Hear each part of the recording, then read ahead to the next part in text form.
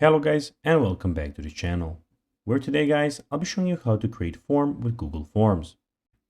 Now guys, the first thing that you of course need to do is go to docs.google.com/forms and you'll be greeted by a screen like this.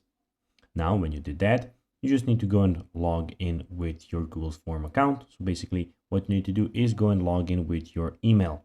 But if you of course do not have an email, you can of course go and create it and then go and log into Google Forms. Now guys, that we got that out of the way, let's see what we actually have in front of us here. So guys, as you can see here, we have the official first page of the Google Forms. Basically, what you can do is go and create your own form by clicking on Start a New Form here. Then guys, your form will be popping up like this. Of course, in the top left corner, as you can see, we have the docs, sheets, slides, we have the forms, we have the settings option, we have the help and feedback where you can go and check out some if you have some questions, and we have your Google Drive here. Also in the top we have the search bar where you can go and search for some templates or something like that. Here you have your recent forms. As you can see, we just opened the form, so we have a recent form.